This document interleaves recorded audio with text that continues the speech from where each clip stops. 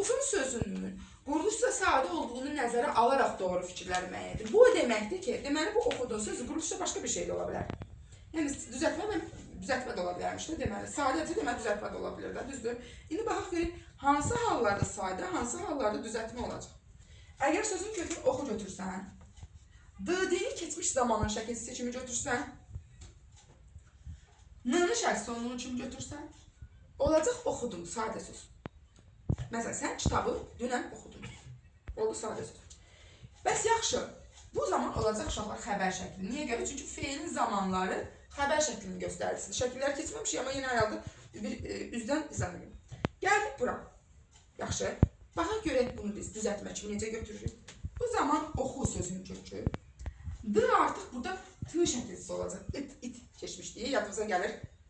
Qorxutmaq, qorxmaqdan qorxutmaq yaranır. Həmçinin oxumaqdan oxutmaq yaranır. Sadəcə olaraq bu da U ilə bitdiyi üçün, şəkilsi də U ilə başladığı üçün onun biri düşməli olur.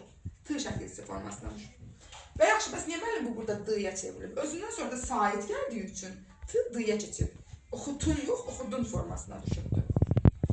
Yəni feildən feil düzəlir. Yaxşı. Gördük ki bu, yaxşı, bəs yaxşı. Düzəltmə olan formasında hansı şəkildə olacaq? Əmr şəklində. C-din şeiri oxudun. Əmr edirəm, gördün. Biri var, deyirəm ki, sən oxudun. Yəni dünən oxudun. Bir də deyirəm ki, filan şeyi, məsələn, ərizəni oxudun. Əmr edirəm. İndi sizdən gələk variantlardan eşidir. Mənə deməli, lazımdır bunun hansı forması? Birinci forması. Niyə? Çünki sadə olduğunu nəzərə almaq istəyir. Deyir ki, feilin xəbər şəklində işlənir. Amma itibar növdədir. İtibar növümüzün şəkilsi nə idi? Dırdir, durdur. Düzdür? Burada mən dırdir, durdur şəkilsi görürəm. Görürəm. Amma iki subyekt lazım. Burada da bir şey var. Bəli, vurğusu üçüncü hecadadır müqayirə. İkinci şəxsin cəmindədir. Bəli. Oxudun. İkinci şəxsin cəmindədir, yoxsa təkindədir? Feilin əmr şəklindədir. Əmr olan hansıdır? Mənim düzəltmə olandadır. Başa düşdünüz? Yəni bəzi sözlər var ki, bunlar iki cür təhlil oluna bilir.